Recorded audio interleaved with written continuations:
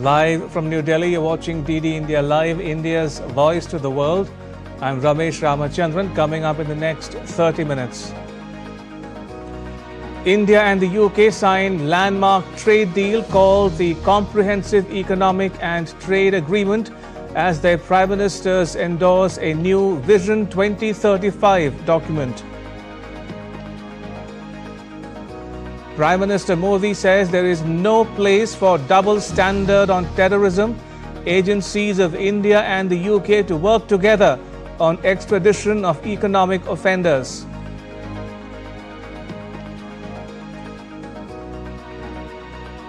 Border tensions flare as Thailand and Cambodia exchange fire. At least 11 Thai civilians and 1 soldier killed. And Iran agrees to a visit by a team from the UN nuclear watchdog in coming weeks.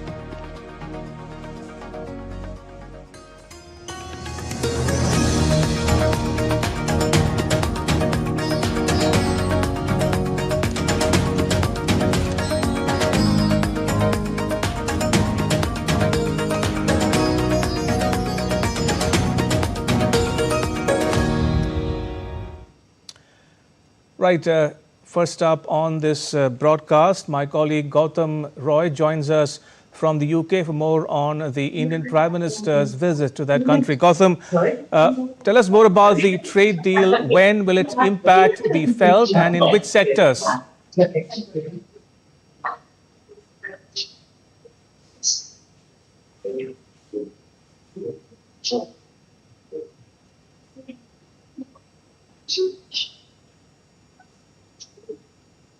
I'm sorry, Ramesh, I couldn't really get your question, but I believe you were asking about the trade deal, and yes, it is indeed landmark. It will be an exemplar to many other countries looking for a way out as far as this rising protectionism in the world is also concerned, which is a counter to, of course, globalization that the world saw. Many countries are trying to strike bilateral and even multilateral trade deals in this particular phase, and India and UK are no strangers to it, and they've been at it for the last 3.5 years, and finally they've been able to get it across the line through the course of these 3.5 years. The dispensation in India didn't change despite general elections that took place the last time in 2024, but in the UK, at least 4 prime ministers changed through the course of the entire negotiation period. The dispensation changed in terms of Keir Starmer's government coming to power after the phase of the Conservatives got over. But one thing was constant, they kept on working on this trade deal, and finally it's across the line. It's a comprehensive economic trade agreement, which in itself means that it covers almost everything that India and UK have been trading over the years, except that the wall of the tariffs is going to come down significantly where the products from and services from the UK are concerned.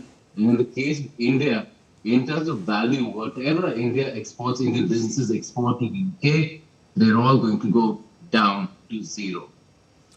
And looking at the visit in totality, Gautam, what were some of the other takeaways and outcomes from the India-UK talks? What was the central message that emerged from the meeting? The central message, of course, is that India and UK have been partners through a long time. That ties it doesn't cut across centuries, although it has a colonial past as well. But UK has been along with India as far as its journey as an independent nation and a republic is concerned as well. And those relations have grown through the bridge of the Indian diaspora here as well, which is very substantial and contributing hugely to UK society as well as economy. And it tells us that be it the issue of terrorism, be it the issue of, as you mentioned, economic crimes, be it the issue of security, fortifying defenses, cooperation on technology, critical minerals, semiconductors, supercomputers, quantum computing, India and UK are one, combating climate change, renewable energy, all these issues, they were taken up. There is the PM himself summed it up with cricket as a metaphor. He said there might be a swing and miss sometimes, but we back with a straight bat, and we're going to ensure that this is a partnership that scores high, and that's what this trade agreement will enable. We will start seeing benefits of it very soon once it's cleared by the British Parliament as well. It comes into effect sometime around just a couple of months before now, next year. And by 2030 itself, which is not too far off, 5 years down the line, it's expected to double the value of trade from $60 million US to $120 billion. I'm sorry. That is the estimate so far. And there is every intent to see it through in terms of when it comes to fruition. There are spin-off benefits as well where investments are concerned, supply chains are concerned, and so much other economic activity which has people. India's 1.4 billion people at its base, and of course, all the people in the UK too. All right, we'll leave it there. Gautam, thank you. Gautam Roy reporting there from London. And as Gautam was reporting there, India and the UK have signed a trade deal on Thursday. Prime Minister Modi called it a historic day, and his British counterpart Keir Starmer said it was the most significant deal the UK has signed since the country exited the European Union. In a landmark moment for India-UK relations, New Delhi and London have officially signed the Comprehensive Economic and Trade Agreement, CETA. This historic accord ushers in a new era of strategic partnership, strengthening economic ties, streamlining trade processes, and unlocking expansive investment opportunities across sectors.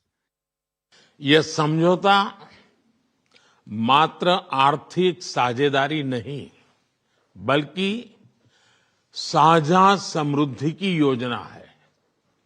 एक और भारतीय textile, footwear, gems and jewellery, sea food और engineering goods को UK में बेहतर market access मिलेगा। भारत के agriculture produce और प्रोसेस्ड फूड इंडस्ट्री के लिए यूके की मार्केट में नए अवसर बनेंगे। Leaders from both sides hailed the agreement as a major milestone. They expressed confidence that CETA will create fresh avenues for trade and investment, drive economic growth, generate employment, and bring lasting benefits to both economies. It's a deal that will bring huge benefits to both of our countries, boosting wages, raising living standards, and putting more money in the pockets of working people. It is good for jobs, it is good for business, cutting tariffs and making trade cheaper, quicker and easier. The trade deal opens the doors of the UK's $37.5 billion agricultural market to Indian farmers, boosting exports of millets, jackfruit, herbs and more, while safeguarding sensitive sectors like dairy and apples. For India's MSMEs, it unlocks access to trade finance, intellectual property protections, and UK procurement channels. Indian seafood will now enter the UK's $5.4 billion marine market, duty-free, supporting 28 million livelihoods. Leather and footwear exports are expected to cross $900 million, benefiting manufacturing hubs in Kanpur and Tirupur. In a strong push for inclusivity, the deal includes gender-focused provisions, empowering women artisans and self-help groups with duty-free access and skilling support. Services too get a boost, gaining visa clarity and greater mobility. India's youth stand to benefit from new job opportunities in the UK, particularly in IT, finance and education. The two prime ministers also launched the UK-India Vision 2035, laying the roadmap for a future-ready strategic partnership. Using a cricket analogy, Prime Minister described the relationship as a high-scoring, solid partnership, a bond built on trust, shared values and mutual ambition. For both of us, cricket is not just a game, but a passion. And also a great metaphor for our partnership. There may be a swing and a miss at times, but we always play with a straight bat. We are committed to building high-scoring, solid partnership. UK Prime Minister Keir Starmer called it the biggest trade deal signed by the UK since Brexit, a powerful statement of confidence in India's growing global role and economic potential. This is the biggest and most economically significant trade deal that the UK has made since leaving the EU. Thank you, Prime Minister, for your leadership and for your pragmatism. And I'd like to thank everybody who's worked so hard to get this deal over the line. Years in the making, this long-awaited pact marks a turning point in India-UK economic relations. With inputs from Gautam Roy in London, Bureau Report, DD India. Prime Minister Modi highlighted the benefits of a double contribution convention that was agreed upon alongside the trade deal. He said the trade deal will boost employment opportunities for both nations. इस समझौते के साथ ही double contribution convention पर भी सहमति बनी है। इससे दोनों के सर्विस सेक्टर, विशेषकर टेक्नोलॉजी और फाइनेंस के उसको एक नई ऊर्जा मिलेगी। ईज ऑफ डूइंग बिजनेस को गति मिलेगी। कॉस्ट ऑफ डूइंग बिजनेस घटेगा और कॉन्फिडेंस ऑफ डूइंग बिजनेस बढ़ेगा। साथ ही यूके की अर्थव्यवस्था को भारतीय स्किल्ड टैलेंट मिलेगा। इन समझौतों से दोनों देशों में निवेश बढ़ेगा और रोजगार के नए अवसर बनेंगे। इतना ही नहीं, दो लोकतांत्रिक देशों और विश्व की दो बड़ी इकोनॉमीज के बीच हुए ये समझौते वैश्विक स्थिरता और समृद्धि को भी बल देंगे। He said India and the UK have continued to exchange views on peace and stability in the Indo-Pacific, the ongoing conflict in Ukraine and the situation in West Asia. He thanked the UK Prime Minister for condemning the Pahalgam terror attack. Pahalgam में हुए आतंकवादी हमले की कठोर निंदा के लिए हम प्रधानमंत्री स्टारमर और उनकी सरकार का आभार व्यक्त करते हैं। हम एक मत हैं कि आतंकवाद के खिलाफ लड़ाई में दोहरे मापदंडों का कोई स्थान नहीं है। हम इस बात पर भी सहमत हैं कि एक्सट्रीमिस्ट विचारधारा वाली शक्तियों को डेमोक्रेटिक फ्रीडम का दुरुपयोग नहीं करने दिया जा सकता। Those who misuse democratic freedoms to undermine democracy itself must be held account. Economic offenders के प्रत्यार्पण के विषय पर भी हमारी एजेंसी सहयोग और समन्वय से काम करती रहेगी। The UK Prime Minister Keir Starmer said that the UK wants to strengthen the ties with India, and hence the India-UK Vision 2035 was also endorsed alongside the trade deal. We want to strengthen our relationship further so that it is even more ambitious, modern and focused on the long term, the step up in the relationship that we discussed in the autumn of last year. And that's why, alongside this trade deal, I am delighted that we're building on our partnership by launching our India-UK Vision 2035 strategy, pledging to work more closely on areas such as defence, migration, climate, education and health. And in the latest, the British royal family has posted a message on social media platform X on the Indian Prime Minister's visit to the UK. This afternoon, the post reads, "The King received the Prime Minister of the Republic of India, Mr. Narendra Modi, at Sandringham House.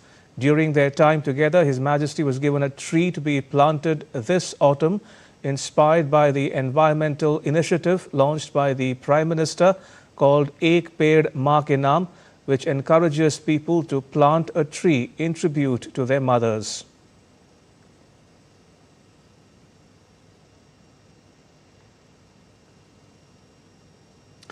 Right, joining us is Mr. Bhadresh Dodia, the director of the Dodia Group of Industries. Welcome to this broadcast, Mr. Dodia. Your initial comments or views on the India-UK Free Trade Agreement?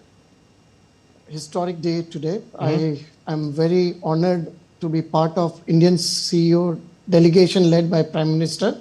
The environment was electrifying as usual. Sorry. See, this wasn't easy ask by any standard to our Commerce Minister Piyush Goyal ji. India being such a diverse country and diverse market, it was a negotiation hard fought, well fought and well delivered. So it's a historic moment today.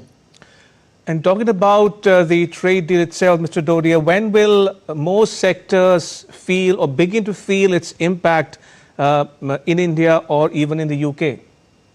Well, it's not very definitive answer which one would say, but it's usually the process which takes time.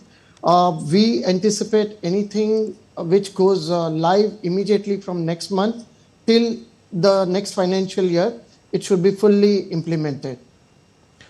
And your thoughts on where the two countries, India and the UK, go from here? Do you have a wish list of sorts that you would like to see happen in the near term going forward? Oh, definitely. It's a very win-win situation today. For Indian side, textile and leather seems to be a hot pick in this FTA.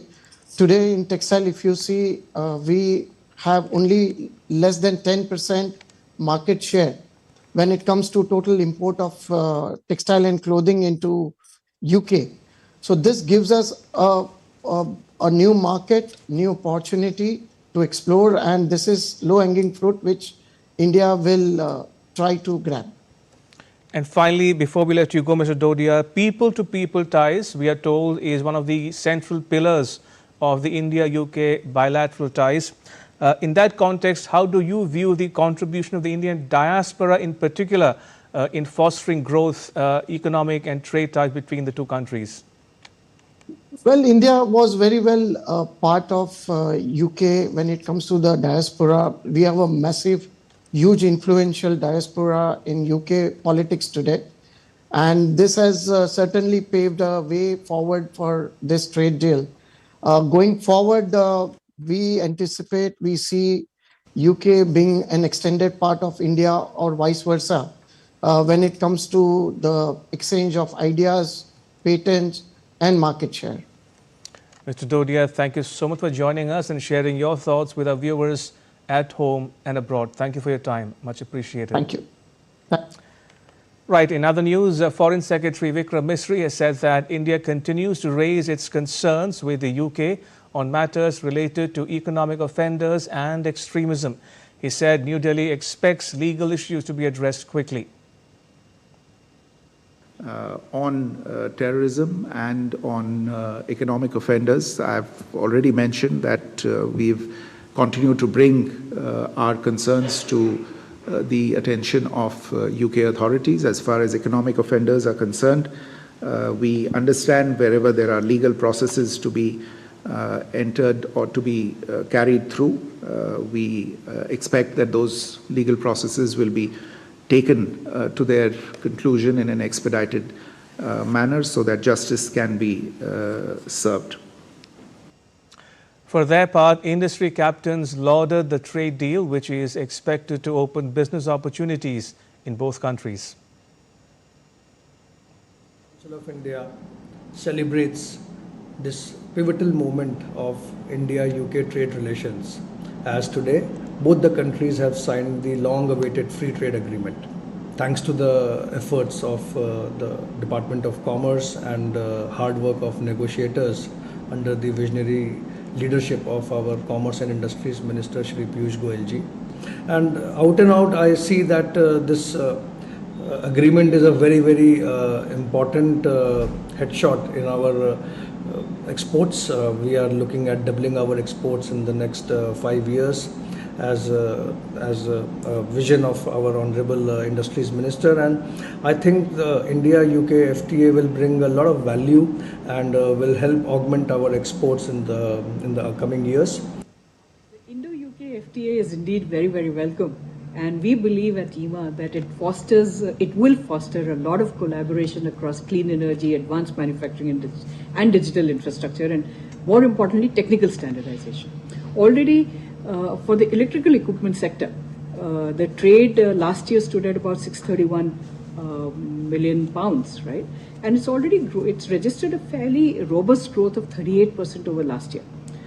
I believe, and I'm given to understand, that this FTA will add about 25 billion pounds to the overall bilateral trade. And DD India's Gautam Roy caught up with India's Commerce Minister Piyush Goyal to get an insight into the comprehensive economic and trade agreement. Well, the India-UK FTA, or the CETA, is finally across the line after a course of 3.5 years, and we have a key person who has been involved in the process right from the start and seen to its very end. And we have with us India's Commerce and Industry Minister Piyush Goyal with us. First of all, many, many congratulations for getting this across the line. Thank you very much. This has really been a labor of love. And I must compliment Prime Minister Narendra Modi and Prime Minister Keith Starmer for their leadership, both the teams which put in hours and days and nights of hard work.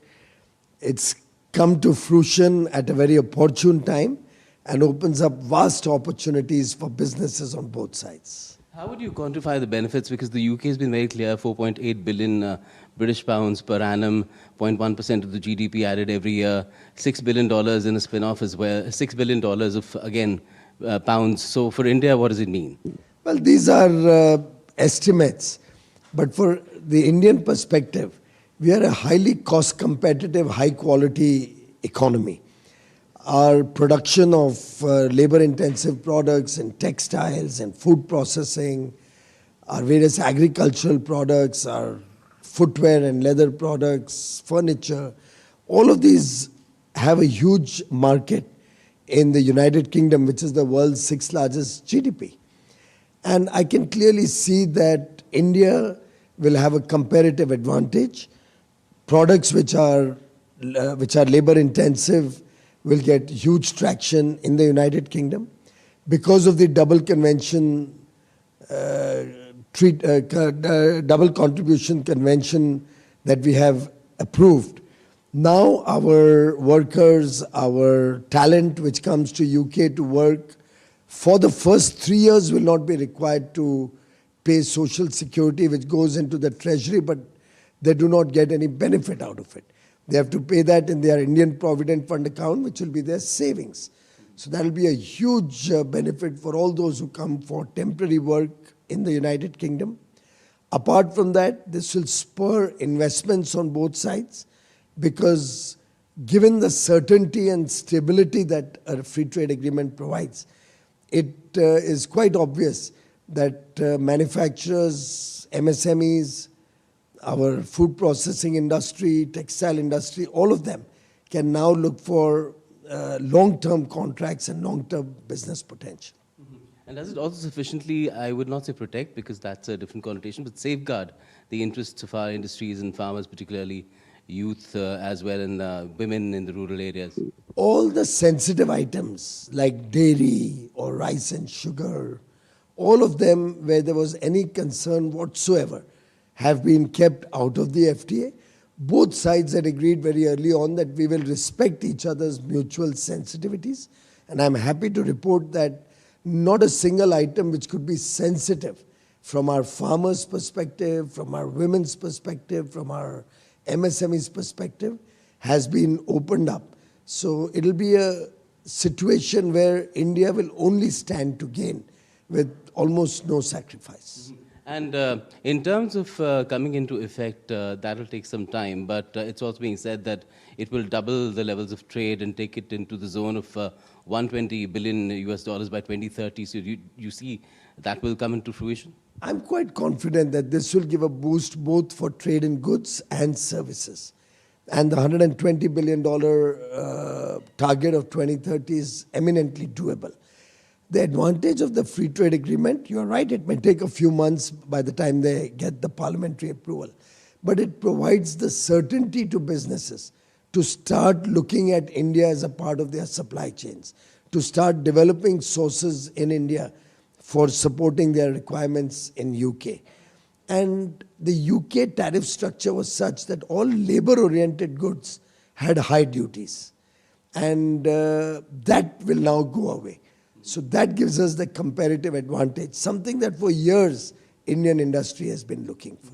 And does it also account for the kind of disruptive impact AI itself is having on any sort of human productivity, and how to tackle that particular aspect while ensuring that, of course, there's progress on the question of generating more business and income? Well, the AI story is written separately. The trade agreement does not directly look at AI. But because our services will become more competitive in UK, almost 25% of the costs of employment used to go away into social security payments, which didn't benefit the employee.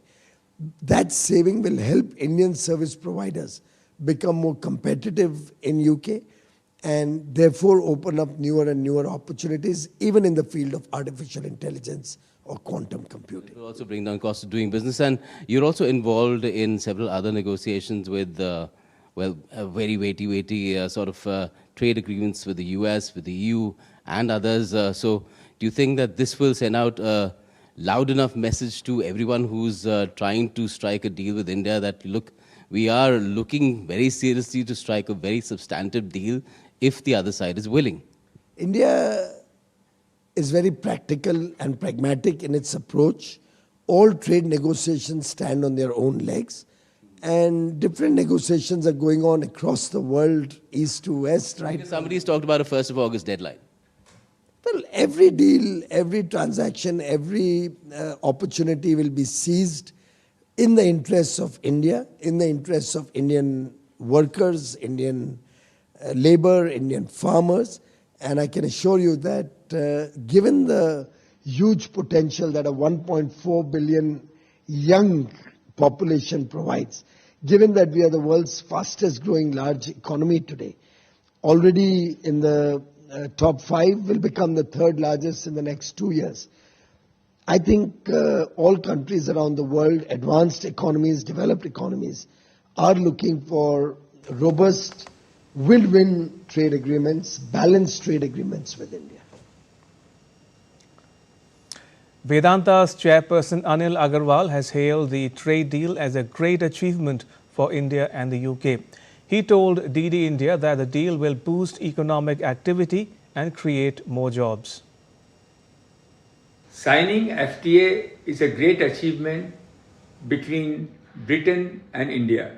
Lot of hard work has gone. I congratulate Prime Minister Stammer and our Prime Minister Modi and his team to achieve this milestone.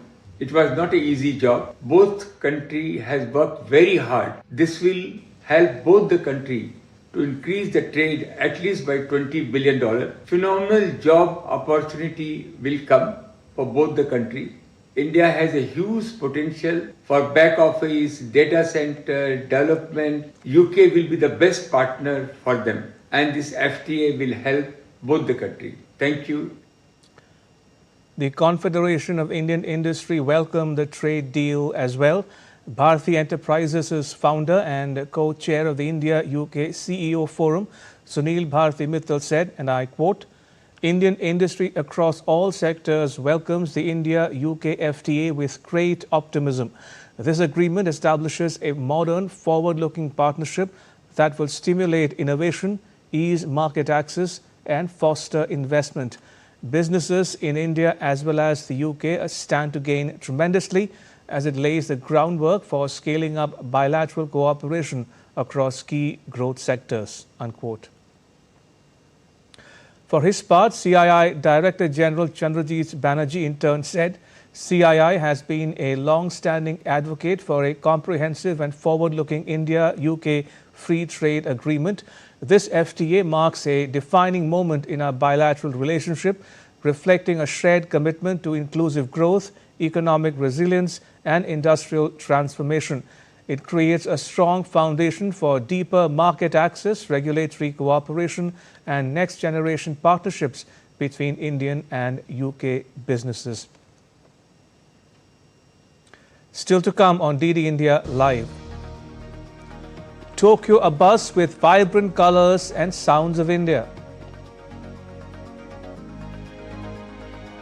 And Rishabh Pant achieves a significant milestone, becomes India's highest run scorer in the World Test Championship.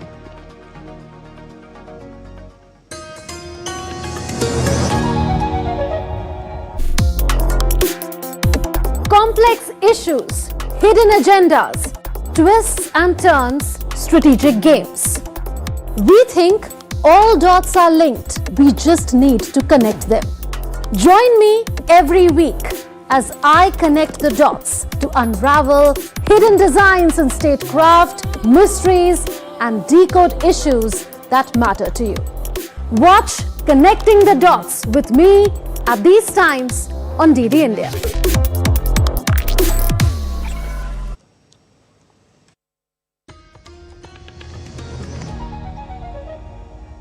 Welcome back. You're watching DD India Live. I'm Ramesh Ramachandran. Thailand and Cambodia fought their deadliest clash in more than a decade on Thursday, killing 12 Thai nationals. Cambodia fired rockets. Thailand responded with F-16 airstrikes and closing the border checkpoints. Malaysia in turn urged peaceful negotiations between the two Southeast Asian nations. The two Southeast Asian nations, Thailand and Cambodia, engaged in bloodiest military clashes in more than a decade on Thursday, with at least 12 people killed. The two sides battled with tanks, artillery and ground forces over a disputed border zone.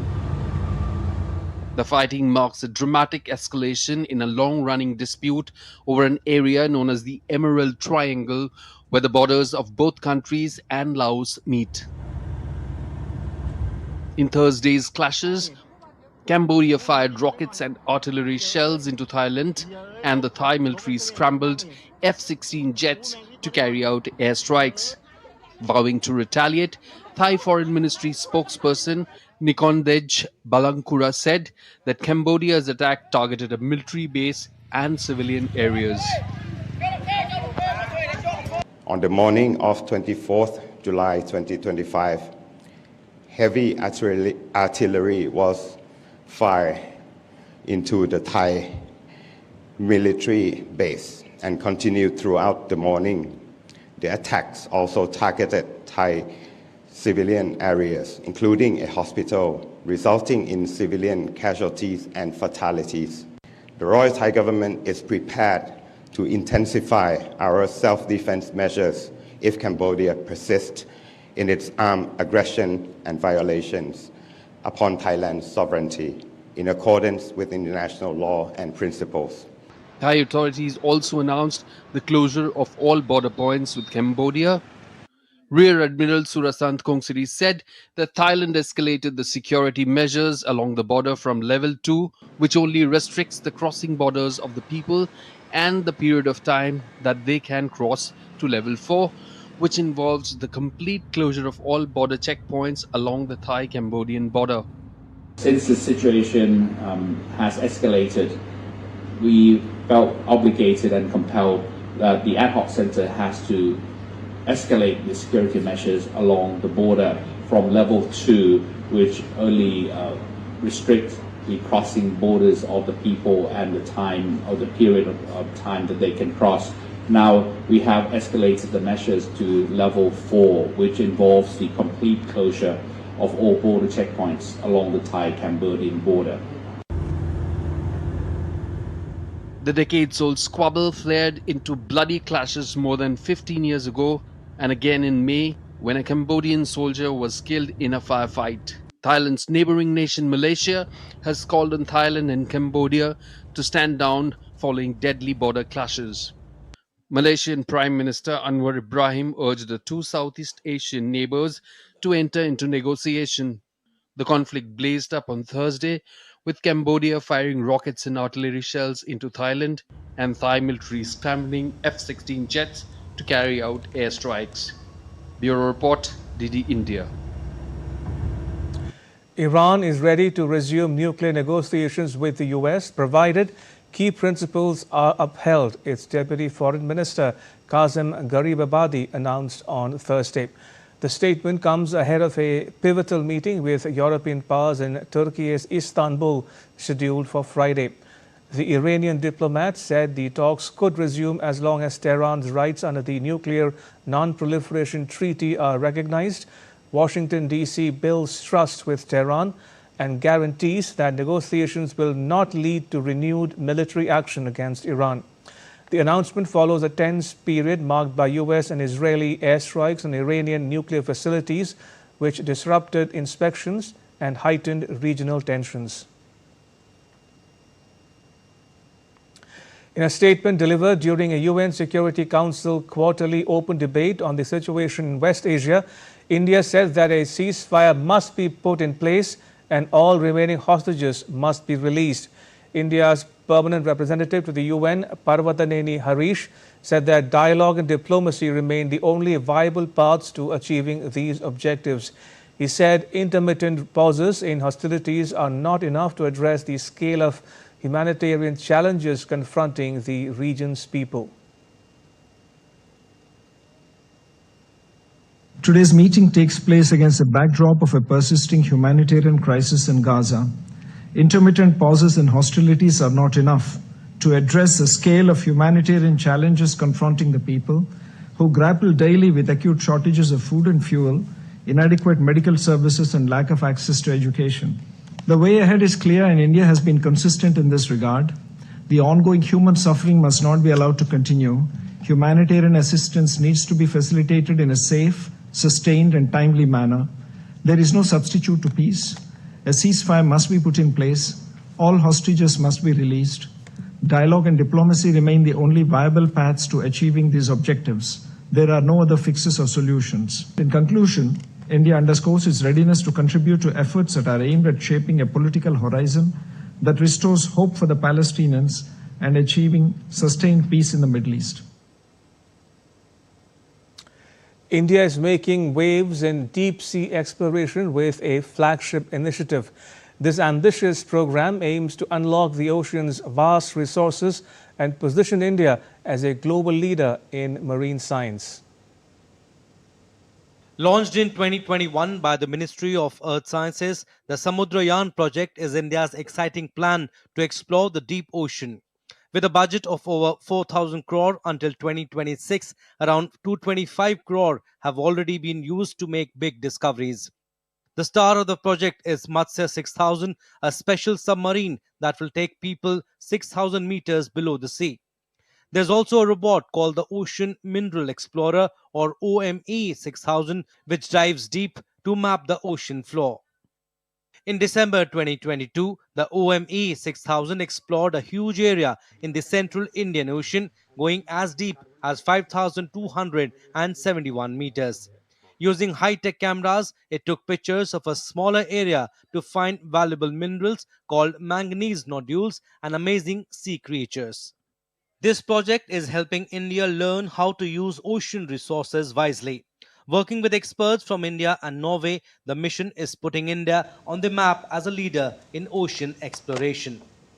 Bureau Report, DD India. A devastating plane crash occurred in Russia's Far East on Thursday, involving an Antonov AN-24 aircraft operated by Angara Airlines. The plane was carrying 49 people. Everyone on board were feared dead. The burning fuselage of the plane, which was from the Soviet era and was nearly 50 years old, was spotted on the ground by a helicopter. Rescue crews were rushing to the scene. The helicopter saw no evidence of survivors from above. The plane was on a domestic flight from Blagoveshchensk to Tinda and dropped from radar screens while approaching Tinda, a remote town in the Amur region bordering China.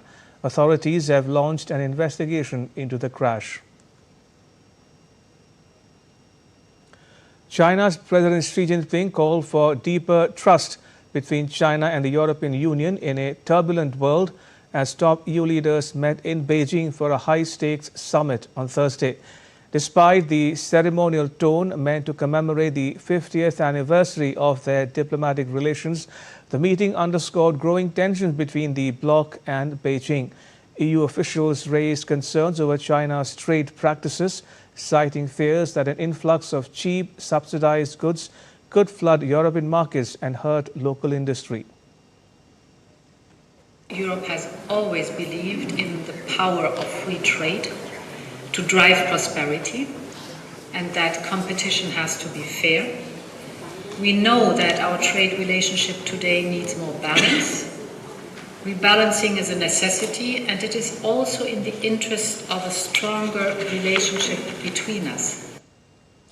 While President Xi Jinping positioned China as a stable and reliable global partner, implicitly contrasting it with the US, the EU leaders urged concrete steps to resolve mounting challenges.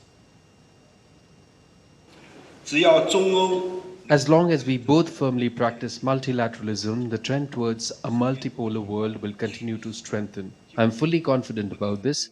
This morning, President Xi Jinping held a meeting with the two presidents, where the two sides reached an important consensus about further deepening China-EU relations. Hulk Hogan, the American sports and entertainment star who made professional wrestling a global phenomenon and loudly supported Donald Trump for president, has died at the age of 71 on Thursday. The news was confirmed by the World Wrestling Entertainment, or the WWE, in a heartfelt post on X, expressing deep sorrow over the loss of one of its most celebrated Hall of Famers. Hogan helped WWE achieve global recognition in the 1980s. It gave no cause of death. In other news, Tokyo was abuzz with the vibrant colors and sounds of India on Thursday as the Indian Embassy hosted an unprecedented cultural marathon called India i.e. Bharat 2025, celebrating Amrit Kal. It was none less than a cultural Mahakumbh, a nod to India's grandest pilgrimage. The 750-minute extravaganza showcased a rich tapestry of Indian art and heritage in Japan, from classical dance forms such as Bharatnatyam, Odissi and Kathak, and mesmerizing musical renditions to regional art forms. We see an India connection. I attribute it to two main reasons. One, the strength of our civilization and our diverse culture. India is one of the oldest, largest, and perhaps among the very few continuous major civilizations in the world. India, that is Bharat, is a nation of unity in diversity. This diversity is our strength. Every diverse culture in India flourishes. Every religion and region in India flourishes. The event drew a large and enthusiastic crowd, including Japanese participants, eager to experience Indian culture firsthand. So it was an amazing experience being a part of this culture exchange, and then the idea of having 24 hours all straight on a cultural performance. I think it was amazing. I'm so grateful to be part of it, and I much appreciate for the Vivekananda Cultural Center to hosting it. Thank you for giving me such a wonderful opportunity for me. And Kathak is very beautiful art for me, and I really love it. And thank you for having me.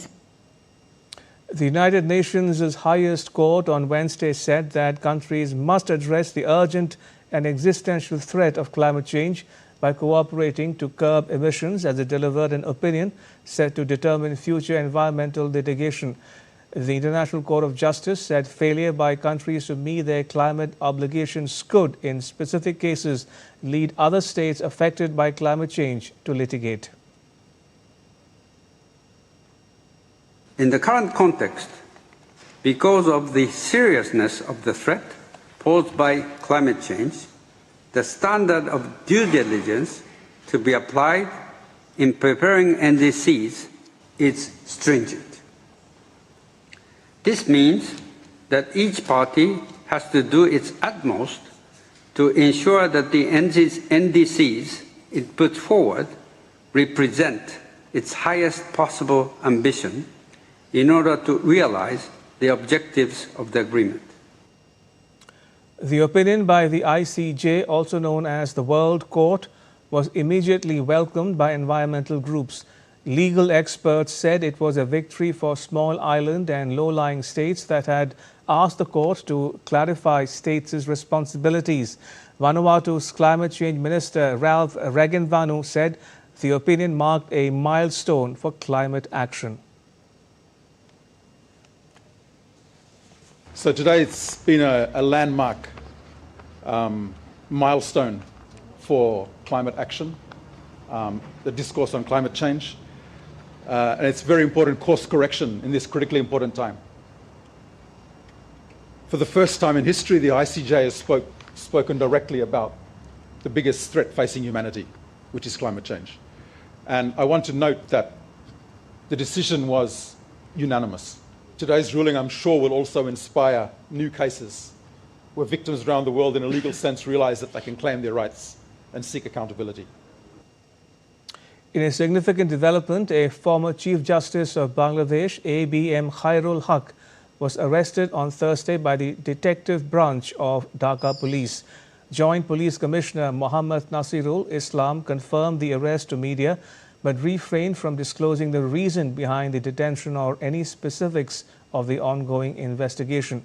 Justice Haq, who served as the 19th Chief Justice of Bangladesh, was sworn in on 30th September 2010 and he retired in May 2011 after reaching the retirement age of 67. On 24 July, India celebrates Income Tax Day not only to remember the country's taxation framework, but also to salute the honest taxpayers whose contributions drive the nation's growth. Let's take a closer look at its 166-year journey. Today marks the historic day when back in 1860, India's income tax law was implemented for the first time. Since then, the tradition of tax paying has not only fortified the nation's economy, but has also empowered every citizen to actively participate in nation building. On this occasion, the Income Tax Department has expressed its heartfelt gratitude to all taxpayers whose contributions have played a vital role in India's development. Income tax law was first introduced in 1860 by Sir James Wilson. A comprehensive act was passed in 1922 for a structured taxation system. 1924 saw the formal recognition of the Central Revenue Board. In 1946, recruitment of Group A revenue officers began. A new Income Tax Act was enacted in 1961 to streamline administration. Computerization began in 1981, followed by Bengaluru's Central Processing Unit in 2009. In 2021, a revamped e-filing portal was launched, allowing pre-filled return forms. Before computerization, filing returns meant standing in long queues. Now, with pre-filled information and annual information statements, filing has become faster and easier. The Income Tax Department is now actively incorporating the use of AI, and data analytics helps prevent tax evasion while ensuring peace of mind for honest taxpayers. The landscape of personal income tax, or PIT, in India has seen significant growth over recent years. In the financial year 2020-21, gross personal income tax stood at 5.75 lakh crore rupees. In 2021-22, gross PIT collections rose to 7.10 lakh crore rupees. By 2023-24, the personal income tax collections had surged to more than 12 lakh crore rupees. On this day, the Central Board of Direct Taxes remembers honest taxpayers for the role in national development. Central Board of Direct Taxes Chairman Ravi Agarwal further advised and urged the income taxpayers for the timely and accurate disclosure of tax and refund-related information. To further simplify tax compliance, a new Income Tax Act could roll out this year. This law aims to be more straightforward and shorter than the one from 1961, reflecting a modernized approach to taxation. As India observes Income Tax Day 2025, it is evident that the nation's tax administration has come a long way. The journey from a rudimentary tax system to a sophisticated technology-driven framework is a testament to the country's progress. Bureau Report, DD India. And now to all the sports news. In a historic moment for Indian chess, Koneru Hampi is set to face Divya Deshmukh in the final of the FIDE Women's Chess World Cup being held in Batumi in Georgia. The clash marks a significant milestone, with two Indian players reaching the final of one of the most prestigious global tournaments in women's chess. Humpy, a veteran and former world rapid champion, while Divya, a rising star, continues her impressive run on the global stage. The final not only highlights India's growing dominance in women's chess, but also showcases the strength of its next generation of talent. To cricket now, Rishabh Pant achieved a significant milestone on Thursday, becoming India's highest run scorer in the World Test Championship. He surpassed Rohit Sharma's record of 2,716 runs during the fourth India-England Test at Old Trafford. The 27-year-old wicketkeeper batter reached this landmark in his 38th WTC match while batting in the second session of Day 2, despite sustaining a foot injury on the first day. Pant, who retired hurt on the opening day of the fourth Test in Manchester, has suffered a fracture in his right toe, an injury that could take up to 2 months to heal. Pant needed 40 runs to breaking Rohit's record and successfully accomplished this feat during India's first innings. His WTC career now includes 6 centuries and 15 50s, maintaining an impressive average of 43.8. The left-hander's achievement adds to his growing list of accomplishments in England, where he became the first non-English wicketkeeper batter to score 1,000 Test runs on Wednesday.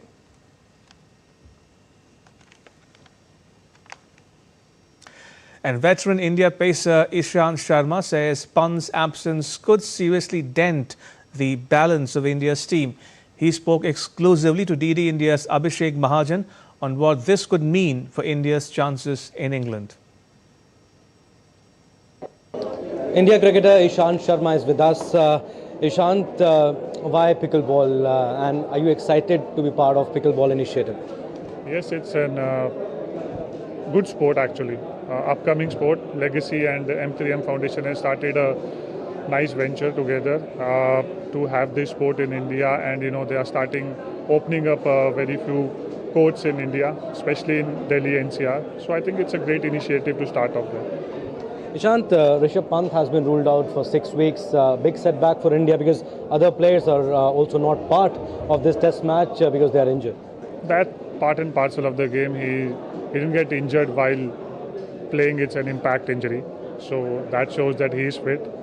I think the kind of individual he is, I'm sure he'll come back stronger. And where do you see this series going? India 2-1 down, but are you happy with the way they have performed so far?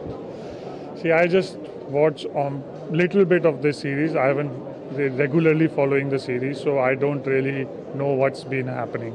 But you are the best person to tell us about the workload management. Bumrah is going to play 3 test matches in this series.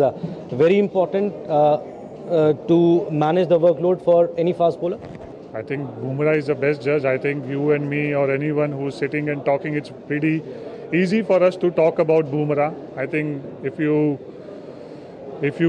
put your body in Bumrah's body, then I think everybody should answer that question. No, not only Bumrah. For any fast bowler, it is very important to get breaks in between.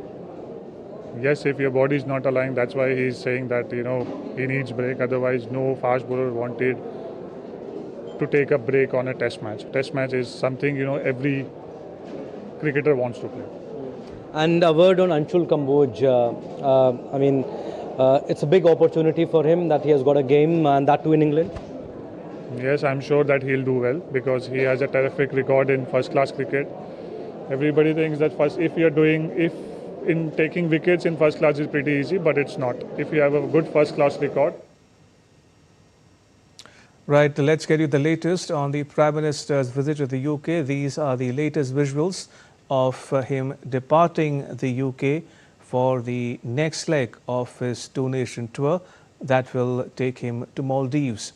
These are the latest visuals of the Prime Minister departing the UK for Maldives after spending 2 days in the UK, where he held bilateral talks with his British counterpart Keir Starmer and also called on King Charles III at Sandringham Palace, the summer residence of His Majesty.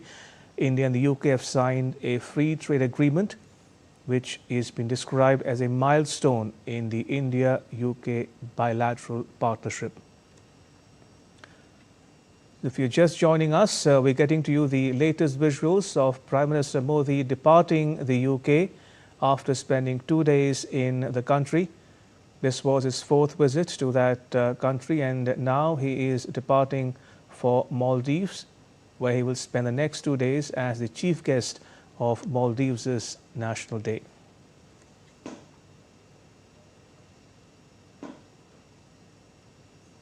And that's all for this edition of DD India Live. Let us know your thoughts on the news of the day. You can get the latest news and updates on the DD India mobile app. It's available on both Android and iOS platforms. Scan the QR code that is now on your screen to download it.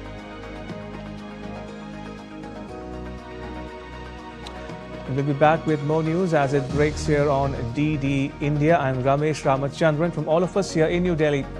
Thanks for watching DD India Live.